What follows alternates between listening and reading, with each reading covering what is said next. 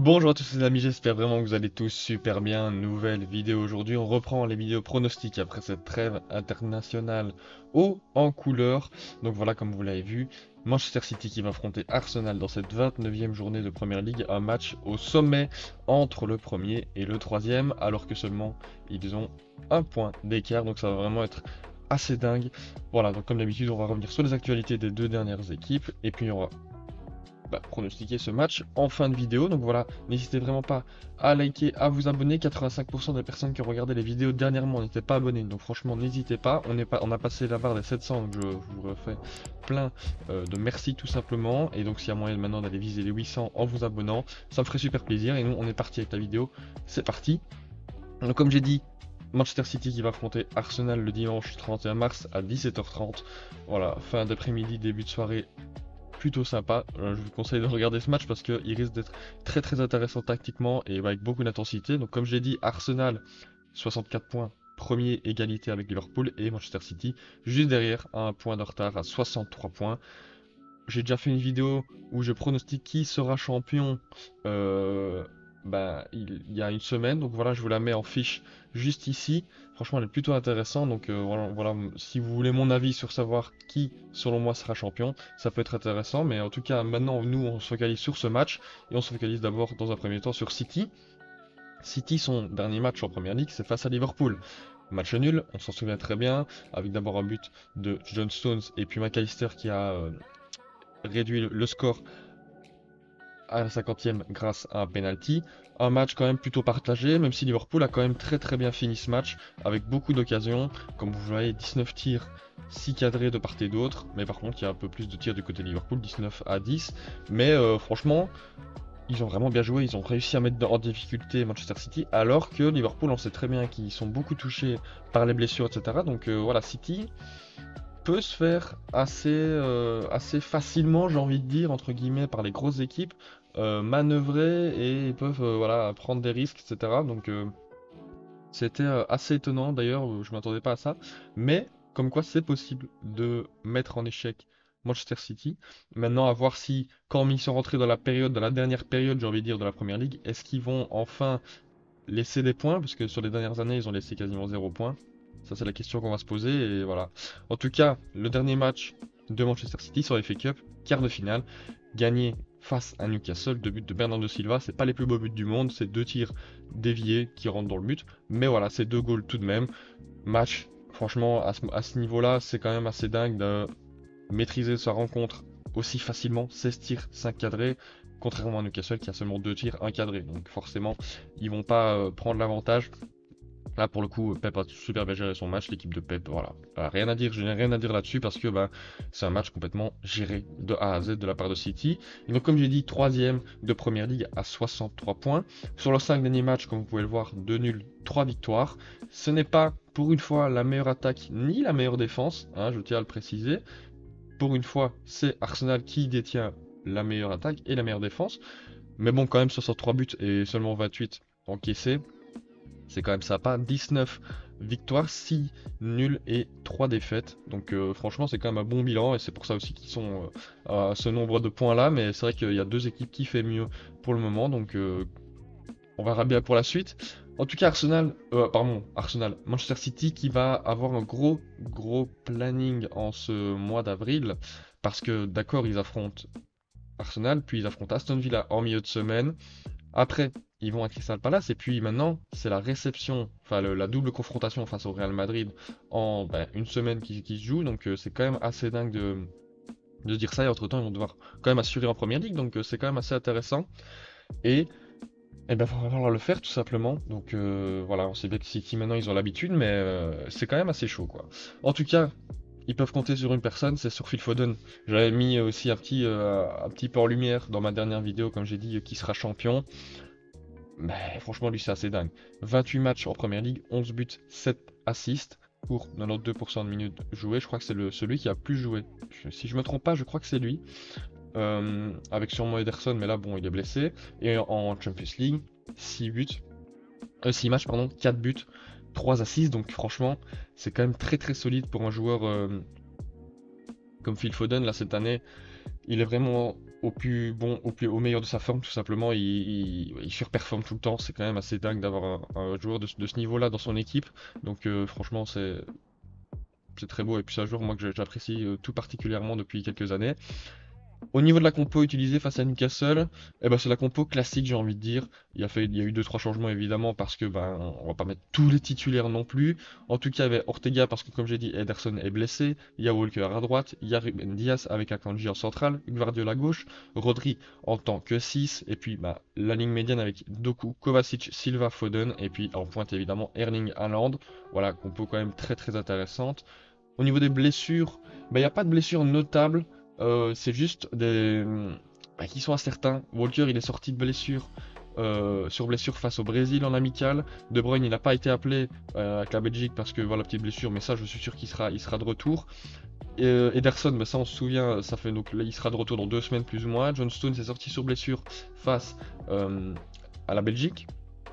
Et Matheus Nunes, je ne sais pas pourquoi, parce que face avec le Portugal, il est pas sorti sous blessure, donc à mon avis, il sera là. Et avec Kanji aussi, il sera là pour moi. Donc, enfin, il est sorti du camp, je crois, Kanji, il me semble. Mais je pense qu'ils seront là aussi. Au tout cas, ma compo, moi, c'est quand même assez classique. J'ai mis du coup Ortega à la place d'Ederson, la défense à 3, Ake, Diaz, Walker, le double pivot Rodri, Kovacic. Pourquoi j'ai mis Kovacic? Parce que en ce moment c'est quand même le joueur qui fait le mieux son rôle de milieu relayeur, plus même que De Bruyne. Et oui, franchement, je trouve en tout cas. N'hésitez pas à me dire si vous êtes d'accord, mais ça fait 2-3 matchs là maintenant que Kovacic performe très très bien. Il apporte vraiment une bonne liaison entre l'attaque et la défense et franchement ça leur est très utile. Sinon, au côté de Haaland en pointe, Doku et Silva à gauche et à droite, même si on sait bien que Silva, bon, il va très bien rentrer sur le côté, etc. Elle rentrer sur l'intérieur. Voilà. En tout cas, voilà pour City. Maintenant, on part sur Arsenal, les Gunners qui ont gagné leur dernier match en Première Ligue. Évidemment, grâce à un but de Declan Rice et de Kai Havertz en toute fin de match. On se souvient, voilà, ça fait quasiment maintenant un mois, n'empêche. Mais voilà, match classique, bien géré de la part des Gunners, 72% de possession. Maintenant, on sait bien que comment ils jouent avec leur pressing assez haut, etc. Et avec leur circuit de passe quand même très intéressant. Et puis, on sait bien qu'ils sont assez dangereux aussi sur les phases arrêtées. Arsenal qui s'est qualifié en quart de finale de Ligue des Champions face à Porto. À l'issue des deux matchs, c'était un score, un match nul, 1-1, mais grâce au tir au but qu'ils ont totalement maîtrisé, les Gunners se sont qualifiés 4-2 au tir au but. Voilà, quand même sur l'ensemble des deux matchs, je dirais que c'est mérité. Même si Porto n'a pas été ridicule, franchement, très très bonne équipe de Conceição qui a quand même su tenir tête à cette équipe des Gunners, donc ouais, franchement chapeau. On savait qu'Arsenal va affronter le Bayern maintenant en quart de Ligue des Champions, donc ça risque d'être chaud. En tout cas, voilà, franchement, Arsenal premier, ça me fait plaisir de les voir à cette position-là par rapport à la saison passée, etc. Donc, comme j'ai dit, meilleure attaque, meilleure défense, 70 buts inscrits, 24 seulement encaissés, 20 matchs gagnés sur 28, 4 nuls et 4 défaites, 64 points sur les 5 derniers matchs, comme vous pouvez le voir, 5 victoires, donc Arsenal est complètement chaud pour cette fin de saison. Ils n'ont pas été trop touchés par les blessures pendant cette trêve, donc ça fait très très plaisir pour eux, et puis même pour spectateurs neutres qui ne supportent aucune des trois équipes, pour avoir la meilleure des batailles. Et un autre joueur aussi qui surperforme, c'est Saka.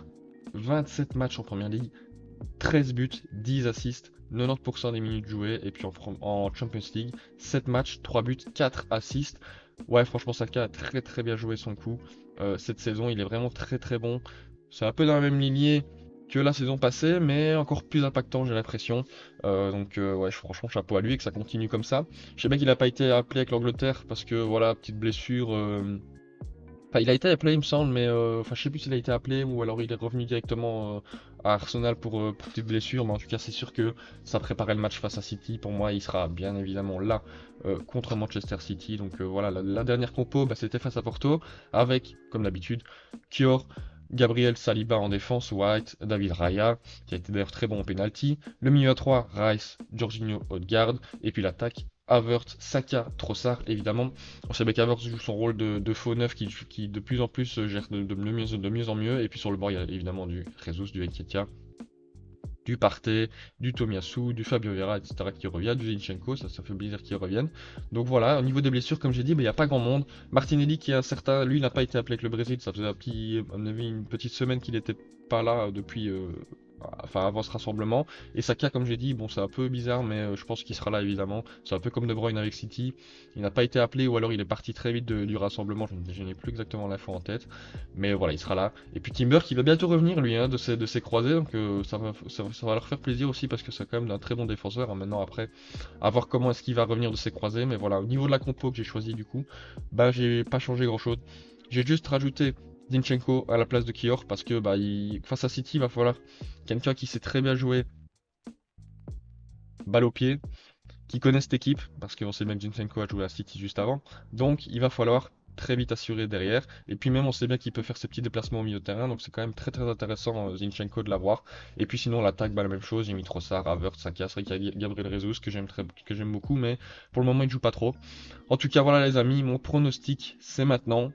Mais juste avant, petit rappel du coup, j'avais fait dans la vidéo qui est champion, qui sera champion, pardon, du bilan face au top 6. Alors, Manchester City, c'est 9 matchs, 2 victoires seulement, 5 nuls, 2 défaites, 11 points pris sur 27 possibles.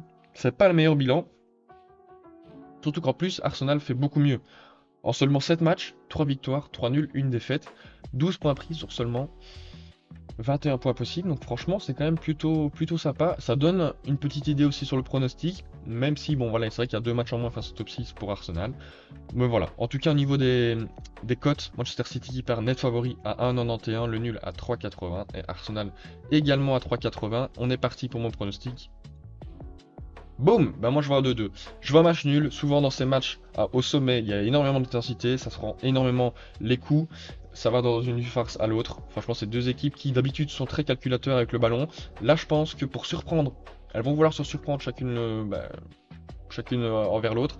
Et du coup, c'est pour ça que ça va nous offrir pas mal d'occasions. On espère pas mal de buts. J'espère que voilà, ce sera un match nul très très sympa. En tout cas, au niveau des buteurs, j'ai mis Haaland et Foden. On va pas se mentir que c'est les deux hommes en forme du côté de Manchester City. Et puis Arsenal également, hein, Saka et Odegaard voilà, qui sont très très bons en ce moment. Donc voilà les amis, j'espère vraiment que vous avez kiffé la vidéo. Moi c'était un plaisir de la tourner après cette trêve. J'ai fait 2-3 vidéos pendant la trêve, mais en tout cas un plaisir de vous tourner cette vidéo retour des vidéos pronostics. Donc si c'est le cas les amis, si vous avez kiffé la vidéo les amis, n'hésitez vraiment pas à liker, à vous abonner. On essaie de viser les 800 pour bientôt. Et puis n'hésitez pas à me dire en commentaire votre pronostic pour cet énorme match de Première Ligue de la 20e journée, 29e journée pardon, de Manchester City et Arsenal. Je vous dis à très très bientôt. Ciao ciao.